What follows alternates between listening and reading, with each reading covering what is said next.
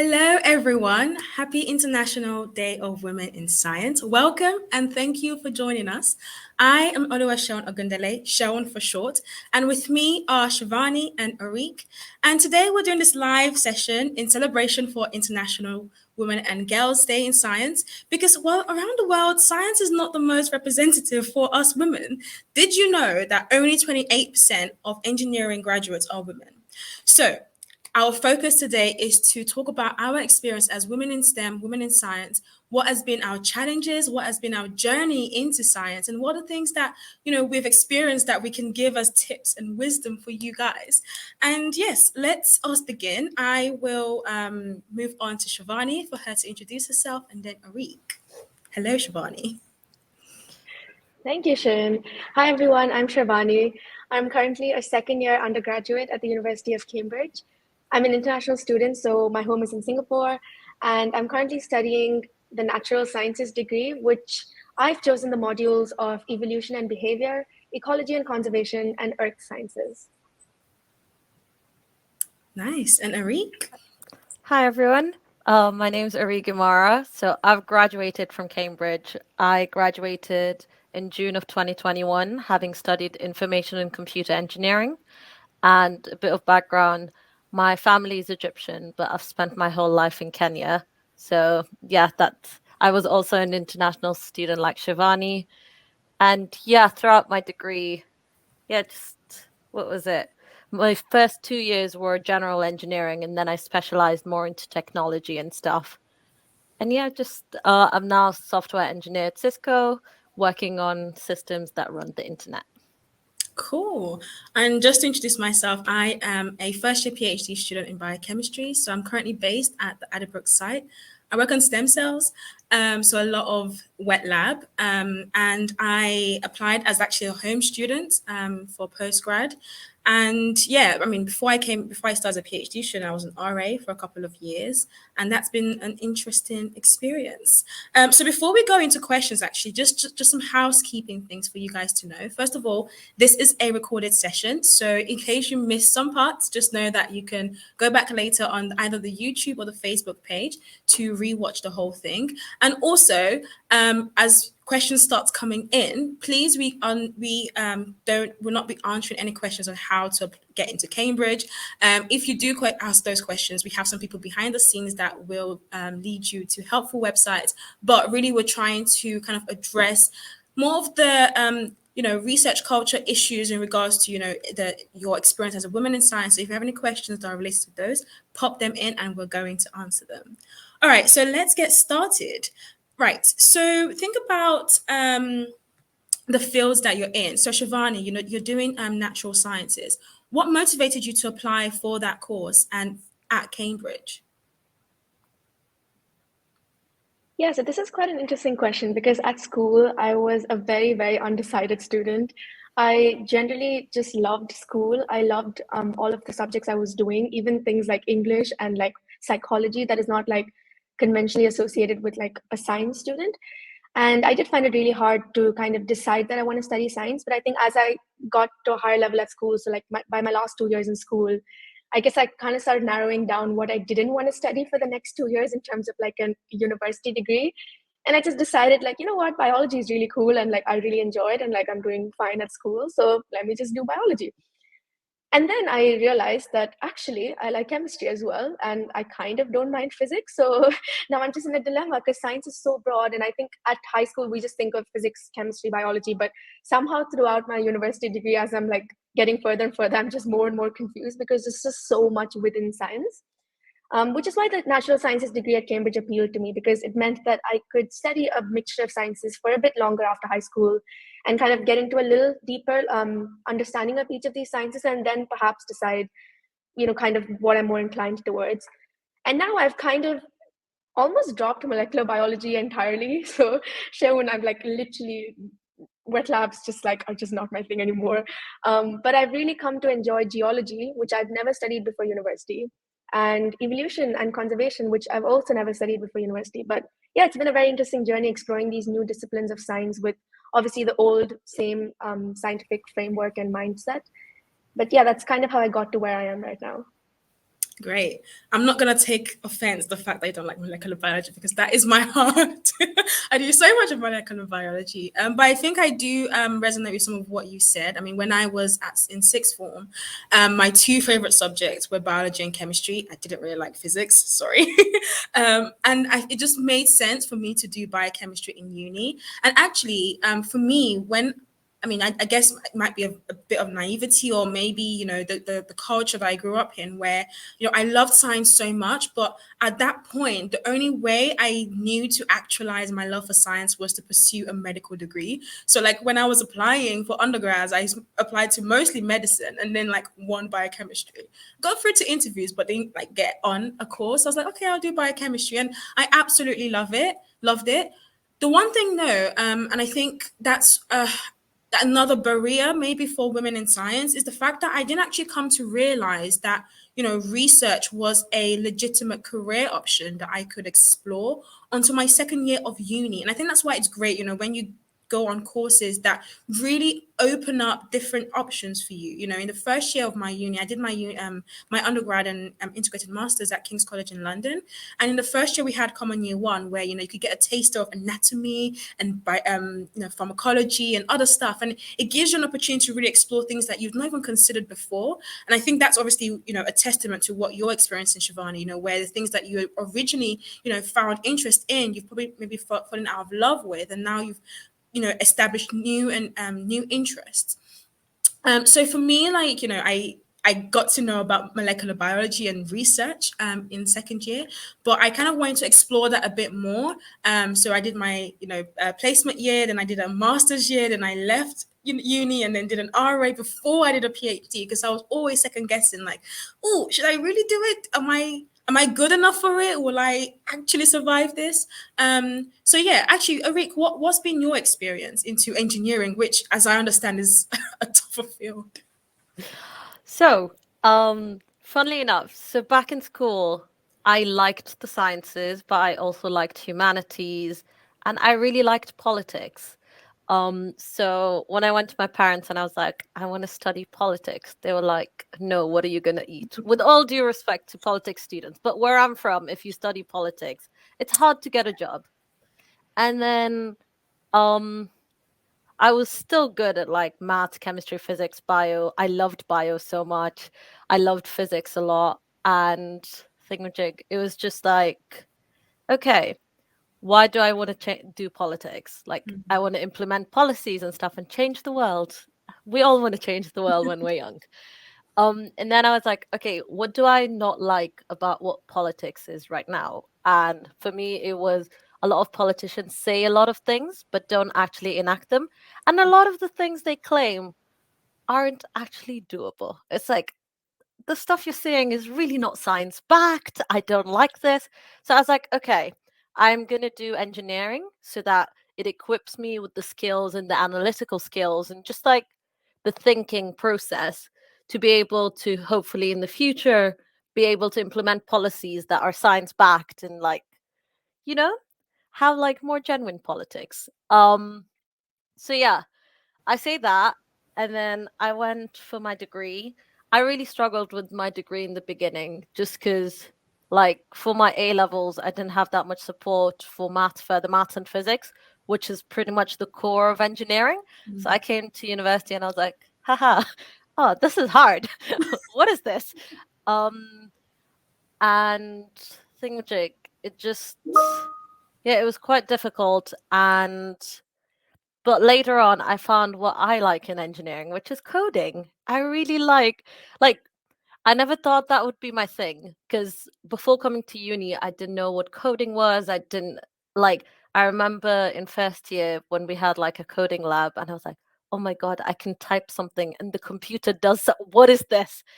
Um, and yeah, and also like I really like people, so I never thought I'd like to be in a job where I'm looking at a screen most of the time, but actually it's, software engineering is what I want to do for a while at least. And yeah, actually back when I was in uni, I think it was less than 10% of people in the industry of engineering are women. This was like my first year of research, that's ages ago. And it's like, oh, this is quite bad. But yeah, It's yeah. So I like problem solving, and to me, that's engineering. Yeah. So actually, following up from that, were there any challenges you faced just being, probably very represented by a very small percentage of maybe females in your Mhm. cohort? I mean, were there any others in your cohort when you were doing your degree? And how was that? Were there issues that you faced that perhaps your male counterparts did not face? And Yeah. So like, um, what's it called? In our cohort, there was like 25% women. But first of all, most of my friends within the engineering department, like I have a lot of guy friends, but a lot of them were girls. It almost felt like the girls in engineering converged together because it's like this little support network. There's not many of us here.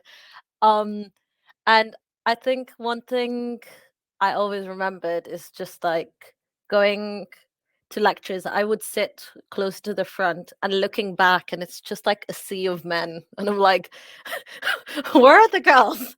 What is happening?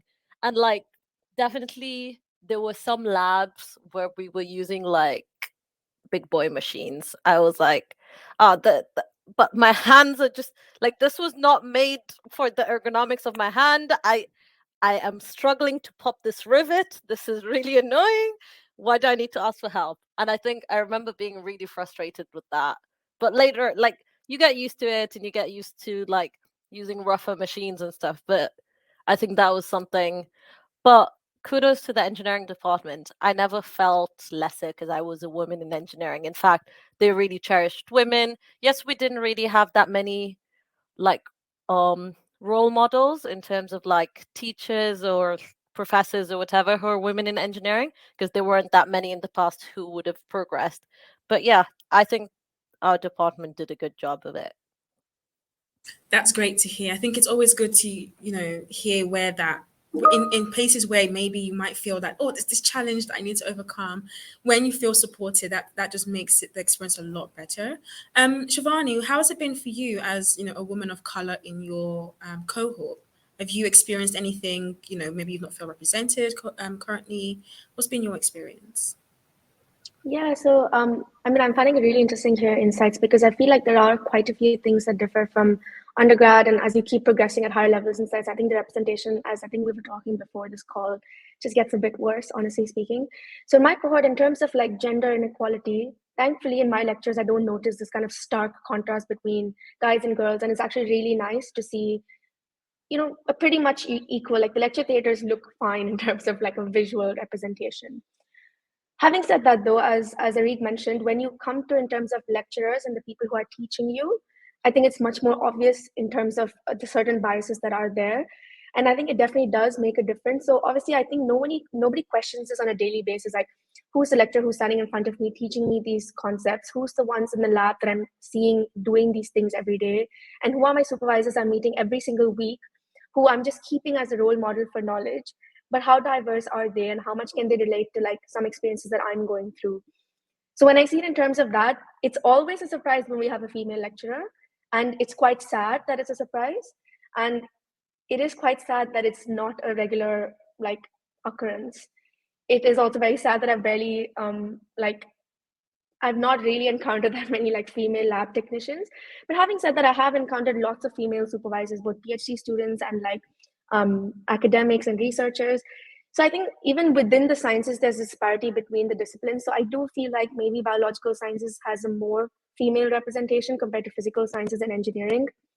And I think these are like systemic issues of like math representation between like in within females and everything. But I think this also brings me on to another issue about how, I don't know if you can relate to this, Sean, but before I remember like my parents' generations and like my grandparents' generations, biology used to be considered a female subject because most biologists weren't good at math. And that was like the primary reason why like many females would kind of choose to do like a biology, at least like an undergrad or something. And I find myself still hearing these kind of misconceptions even now. Like, we know how much coding is like a big part of biology these days. Like literally every biologist pretty much knows how to code or like has some experience with coding. However, the first thing I hear when I mention I do biology is like, oh, you must hate math, or you must not be good at math, or like, oh, you must hate physics. But like, it's just quite sad how like that's the immediate like connection that they make. And yeah, I just want to hear, Sharon, like, what are your thoughts about that? And like, have you experienced something similar like that? So in honesty, I haven't experienced someone being overtly like communicating that, but I do, completely agree with what you say, where, elements of coding or like analyzing big data it's imperative to the research that you do. I mean, I know that with my PhD project, there's going to be a time where I'm going to have tons of data and I'm going to need to sit down and do like a lot of bioinformatic related things to actually start breaking down what this data is. So yeah, I think maybe I mean I have a slightly like optimistic point of view of like maybe it's just a delay in communication that people don't realize this yet. But yeah, I think I can see though, again with what you've mentioned, Shivani, that there's almost a potential disparity or there's differences in representation of females in different parts of science. I think in the more biological science, they are, more representation. I mean, I have to say, I give a testament to the building I work in that, there's, it's not the highest percentage, but you can identify female PIs. You can identify, there are labs. I listened to a talk yesterday, and in the, acknowledgement slide, like it was a fully female lab. And I was like, whoa, that's kind of cool. So I think we're getting there. And along with what we're talking about, obviously we're talking about our challenges. I really don't want it to come across as, oh, woe is me and it's so bad. But we need to encourage people that actually things are changing. We just need to be a lot more vocal about, these are the experiences that we're having. And, I think along with that, conversations that I've had previously is like when you think about the issues we have or the challenges we have currently, we also need to kind of garner support from our male counterparts, because sometimes, right, for our voices to be elevated, we need to rely on them elevating our voices as well, right? So you can't just like, oh, it's only me in science, but actually we need to have conversations with the people who are currently on the other side of the coin, so that they are also aware of the potential issues or pitfalls or challenges that we're facing, so that it's more of a balanced view. So I'm just going to move on to some questions that we're getting from our audiences. I hope you guys are enjoying the conversation so far. I do want to just kind of leave another reminder that this conversation is not about applying to Cambridge. Conveniently, Shivani and I have YouTube channels where we share our experiences as, females in science. So on the board right now, you can go onto our Instagram and our YouTube pages to check that out. But again, this is not the focus of today's conversation. Now, we got a question from Jennifer saying, what would you recommend to prepare before heading to Cambridge in terms of mindset? I think that's quite an interesting question. So like mindset wise, what would you advise for someone who's about to start their Cambridge journey? I was just gonna say that, like, for me personally, when I got into Cambridge and I was kind of deciding whether or not to come, I don't know how much this is to do with being female or maybe just being a little underconfident in my own abilities. Maybe it's just a mixture of a lot of things. But I found myself feeling the pressure that I had to be absolutely sure about what I want to do and being so sure about like my plans for life, because I'm going to this place that is the basal expectations, or so I thought. And I found myself doubting myself so much because, as I said, I was very undecided. But to be very honest, I was quite good at school and I was good at the things I was doing. It's just I didn't have a clear picture of what my future career would look like. And I feel like this is the problem a lot of people go through. Like, you could love science and still not know exactly which science you love, or like know exactly which lab you want to work in and know exactly which minor, tiny discipline that you want to specialize in. Because as soon as you enter universities, when you realize, as I mentioned, how diverse it is, and you have to give yourself flexibility to explore it, especially if you're coming in not so sure about what you want to do. And I have so many friends who came in being so sure they want to become a physicist and have completely switched track to becoming a geologist, which sounds absurd, but when you think about it, it's really just the basic science disciplines being applied in such various ways to tackle various different sorts of problems.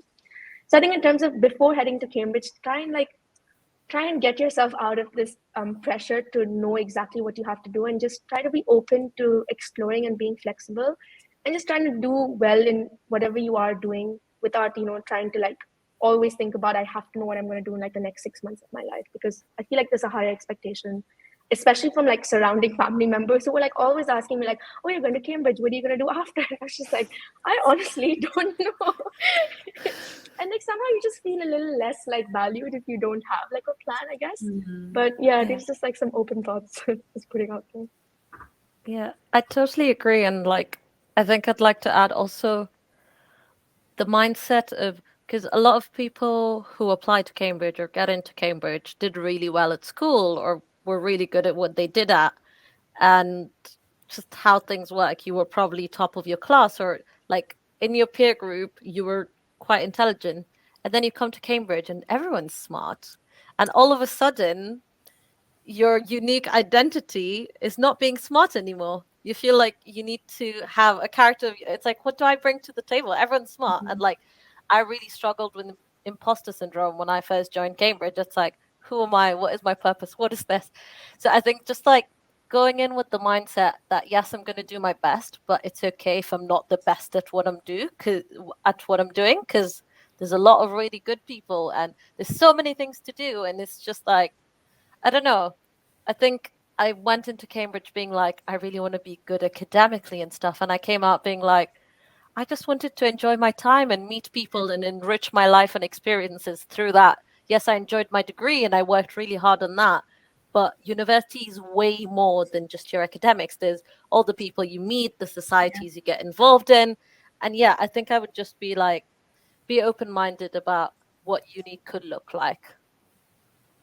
Yeah, I completely resonate with what both of you guys have said. I think what I might maybe add to this is kind of with my experience coming into Cambridge, I guess in the Cambridge bubble as a postgrad, although I was in Cambridge as an RA. So I'd already done the whole uni experience. I'd already, and it's funny because like I did my uni undergrad masters in London. So when it came to the way I related with my cohort, I didn't ever question that, oh, should I be here or not, because I felt represented, if not maybe not directly in the lecture, but you leave the lecture room and you see your people on the road, so you're like, okay, this is cool. And then I moved to Cambridge and I was like the only black scientist in the building. That was a shock.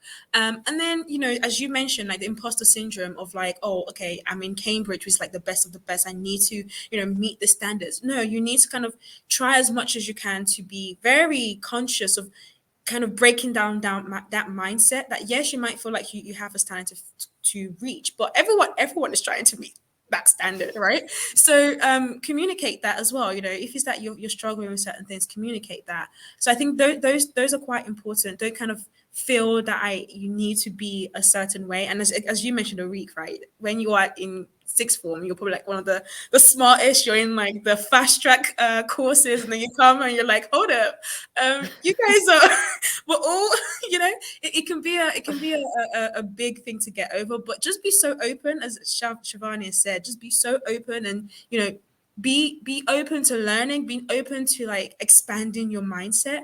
And I think one thing that I would really advise, especially for maybe like postgrads, is as much as you want to like be in the Cambridge bubble, try actively to not go into the Cambridge bubble, because you're more than just a Cambridge student. You are someone who is learning about the world. So you want to expose yourself as much as possible to things that are going on like within Cambridge that is not directly related to your degree. That's a way to kind of graduate as a well-rounded individual, which I think is quite important. And we've got a question from Candy. How did you decide which university degree to pursue? This might have tied in with what you guys have mentioned before, but I think it might be nice to kind of give a more kind of explicit way of how you thought through what degree you wanted to pursue. So Arik, do you want to go? Yeah. So I think as a rule of thumb, it's what can you imagine yourself doing for the next 2, 3, 4 years, and you would still love it, which is quite a big question to answer. Like, it's really hard to be like, I want to do this for the rest of my life. First of all, uni doesn't mean you have to do this for the rest of your life. That's the first thing. Because like for engineering, for instance, a lot of engineers go into like banking and investments and politics and consultancy and all the things. And it's just like, first of all, so the pressure of, oh, my uni degree defines my future is like, that's not true. So remove that pressure off yourself and then be like, okay, what do I love doing? And also, what am I good at? Because you might love something, but it's really hard. So it's like, find something that you love and that you can do. Because I don't know, it's because uni is hard, I think. Like, the level of education at uni and the level of commitment and time you're expected to put into your degree, at least while at Cambridge, was quite high. So it's like you want to not struggle during your degree. And honestly, I would say try avoid external impacts from family or whatever, because it's just, yeah, we know that one. Um, so it's just like ask yourself what you want to do and chat to people, ask your teachers, ask your friends, ask them what they perceive of you, because sometimes our perceptions of ourselves are really bad. Like Shivani was saying, she didn't know how good she was, and it's like those around you and like your network and your support system kind of know you better than you let yourself know yourself. So it's just like ask them, what do you think I could do? Or yeah, that's it for me. What about you, Shivani? Yeah, I think I'd like to tackle this question on like two aspects. So one is a more technical aspect of, for instance, the very specific scenario of like if you're applying as an international student, there are differences between how countries approach university education. And as an overarching generalization, the US does tend to cater more at an undergrad level towards like general education courses. So if you're really, really, really unsure about what you want to study at university and you like are really struggling to narrow even like just science as a discipline, like your love science, humanities, everything, and if you have the privilege to go and study in like the US or like any other system that follows a similar American system of teaching, it would be a good idea to kind of explore the universities around you and try to figure out how do they differ in terms of how they teach. If we're talking about the UK, and like Ariga has spoken about this, to try and figure out stuff. And I love how you mentioned about how you're not constrained to one path if you're doing a university degree, because that's something I have to tell myself time and again, like every single day, remind myself that I am not just my university degree. I think it also helps to think about what you don't like and what you don't want to do, because that can sometimes be as useful as figuring out what you want to do. And especially if you have lots of things that you want to do, like me, it was really easy for me to eliminate things I was pretty sure I wouldn't be able to study for the next 3 years. So just a combination of those kind of aspects. And also, I think be open to the possibility that your likes and interests are going to change as you're in university, which is also a very important factor to keep in mind. So as I mentioned, at school, I was only exposed to molecular biology and like DNA and genetics and everything. We barely had anything evolution or conservation related at high school level. And now I'm 2 years into my university degree, which is honestly not that long in the grand scheme of studying. But already my interests have changed so much. Like obviously I love the base level of biology, being everything built upon the molecular stuff and DNA things. But I'm falling in love with a discipline I've never been exposed to. And it's taken a lot of convincing myself that that is okay. And I didn't come to university with the aim of doing this, but it's okay. And I'm going to go down this path because I'm enjoying it at this moment. So I guess it's a combination of like, don't let yourself be too tied to your future expectation, but also your past expectation, and just kind of try and go with the flow and just start off with some place you think you like manage to survive in. And I personally believe you will just get to a point where you like if you just kind of follow what you enjoy. Wow, those are excellent answers, and I again resonate with what both of you guys have said. I think what you mentioned, Arik and Shivani, actually is like, think about objectively, what do I like, what I don't like. I mean, for when I was doing my undergrad, that was exactly what I had to do. Like, I don't like physics, so I am not going to put myself through 3 years of that, right? So that was conveniently out of the way, and then I was like, okay, biology and chemistry. Why not biochemistry? And then it was like, okay, that's the next step. For me, when it came to postgrad, it was really about kind of exploring what I really found interesting. Because I think what's so important, I think I say this in context of like people, especially from an African background. I don't know if it's the same for you, where you almost have this pressure of like, okay, you need to follow these paths. But you need to realize that it's you that's going to be doing this degree, right? It's you that's going to be sitting up for the exam. So you need to do the stuff that you like. Don't feel pressured that because, oh, my dad thinks I should do this or my family thinks I should do this, that and I don't fully resonate with it, I'm going to do it. You're just suffering for no reason, honestly, right? So you want to make sure that what you're doing really is something that you are passionate about. And I say this especially as a PhD student. I absolutely love my project, right? And there are days when experiments don't work. And the fact that I love my project is what gets me out of bed, right? So you need to know that, okay, this is something that I am passionate about, because that's going to be your discipline. That's what's going to motivate you when you don't feel motivated. So I think in regards to like what degrees you want to pursue, let it be something that you're interested in. And as Shivani has mentioned, along with that, don't then like put yourself in a box. Don't be like, okay, well, I came in with this intention to do this, so I must finish it through. No. Be open to just like explore different things and see where your interests take you, because I think that's what life is about, right? Seeing what interests take you and how you can apply it to your real life. Okay, so we're going to round up, and I think actually as my last question, I'm going to ask, what advice would you give to anyone who's thinking about pursuing a career in science? And perhaps maybe we can also put it with the lens of if there are women in science. And we could do on two levels, as a pursuing science in general, if you're a male, woman, whatever you are, and also, from a woman in science perspective.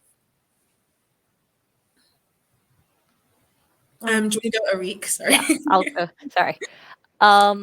So people who want to get into science, I'd say just go for it. Like, I think if you like science, then like, why not do it? I don't know, especially the world is moving more towards like being science focused, and technology is becoming a big thing. Like, biology is evolving and including engineering and coding and stuff. Like, science has become way more integrated, and it's like, find what you love and pursue it and do it. But I think I just remind people, science is hard work too. Like, everything is hard work, but like, science was hard. And it's like, yeah, so it's like, if you love it, go for it, but know that you'll just have to work hard. And for women in science, I'd say don't listen to anyone who tells you you can't do it, because it's just like, I remember there were people who were like, "Oh, you're applying for Cambridge for engineering? You think you'll get it?" And I'm like, "Yes, I did, and now I've graduated. Bye bye." And it's just like, yeah. So I think, just, yeah, like, don't let external pressures impact you negatively. Into, if you want to do something, you can do it. Make the path for yourself, and honestly, reach out to people. Like, if there's someone you find really inspiring, ping them a message on like LinkedIn, on their social media, and be like, "Hi, I find you really inspiring. Could we have a chat?" And like, given things are online now, it's so much easier. Try to get into like mentorship relationships with people who inspire you, with older scientists. If you're in school, someone who's in an older year in school. If you're in uni, like, I was helped so much by people who are older than me in uni, or like professors, and me going to them and being like, "Please help, I don't know what I'm doing." And it's like, that's okay. Like, people are lovely, and they really want, like, people want to help. So ask questions and be open to, yeah, be open to that. What about you, Shivani? So, I mean, I completely agree with everything Arif just said. In terms of general science, I'd just like to put a caveat here that science is not just something you're going to be studying. It's going to become the way you think. It's going to become your mindset about life. It's going to be, you're literally changing the way of viewing the world without you really knowing. And I think that's really important in the context of you not putting yourself in a box and thinking you're going to stay in a scientific discipline your whole life, because you could study 3-4 years of an undergrad degree and still switch to a completely different discipline where that scientific mindset is valued, that sort of analytic thinking is valued. So if you're not sure if you want to get into science, but you still really enjoy yourself enjoying problem solving, analytical thinking, mathematical reasoning, the scientific method of producing knowledge, get into it with being okay and having that kind of reassurance that you can always exit the field and still carry on all of these transferable skills with you, which is what I keep trying to tell myself now. Because honestly speaking, at this point in my life, I don't think I want to do a PhD in science, and I don't think I want to do research in science. But in no way does that mean these past 2 years of my life or my next year undergrad is going to be a waste, because I enjoy learning science so much. I absolutely love science, and there's so many disciplines that are on the border of, science and communication, communicating science to the public, where you understand something and you're trying to teach someone about the science who, don't have much scientific knowledge. And this kind of brings me on to my next point about how in high school we have a very skewed image of what it looks like to have a life in science. So when I was in high school, or like even last year, I used to think the only path that I could go down if I study science was to become a researcher in a lab, which is amazing. It's an amazing career if you enjoy it. And I very early on knew that it's not something that I particularly enjoy. And I was just really scared, to be very honest, because I felt like I committed to this studying this subject where I don't like where the destination point is. And it can be very daunting because there's a lot of information you don't know about people who get into science and what they do after.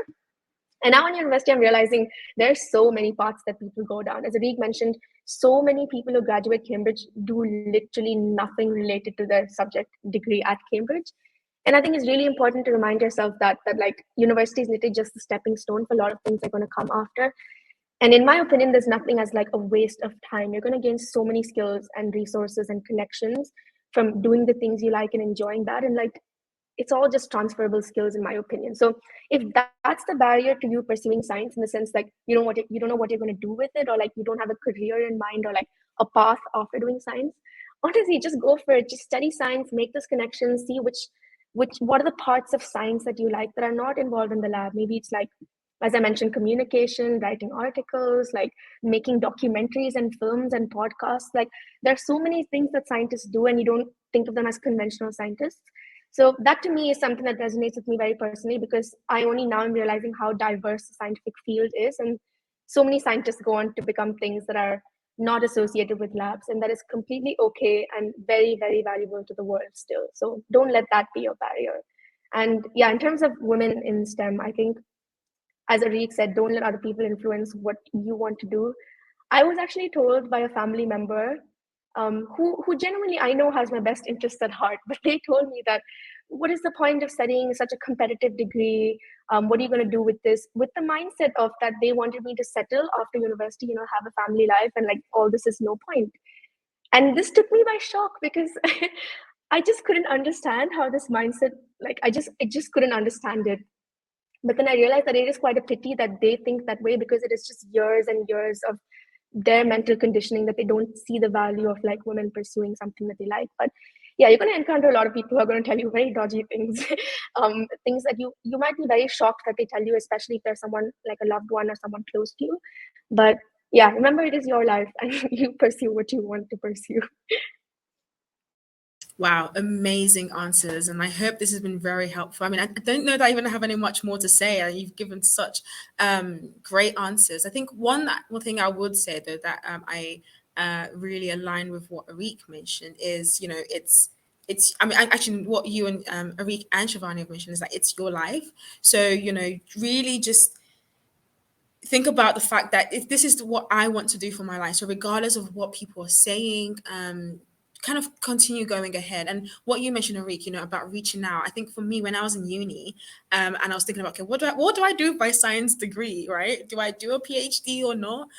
It was hard for me actually to find someone that looked like me on the internet, because I mean, we're in a day and age that if you want to know what it's like to do something, you just go on YouTube and say day in the life of this. And like, whenever I did that, I never saw someone who was Black and who was female and who was like, dancing around in the lab or whatever. That kind of inspired me. So don't be afraid to be that person. And, through what we're doing, that's what I'm trying to do. So really about reaching out. If you find someone that, really inspires you, reach out, ask them questions. And with that, I'm going to use and plug our channel. Shivani, she has her Instagram and her YouTube page, Sailing with Shivani. Arik has her Instagram page called the underscore Afro underscore Arab. And I also am on Instagram and YouTube by Sharon in Science. And with that, we're going to say our goodbyes. I hope you guys have enjoyed the conversation, and have a lovely day celebrating International Women and Girls Day in Science. Thank Bye, you. guys. Bye bye. Bye.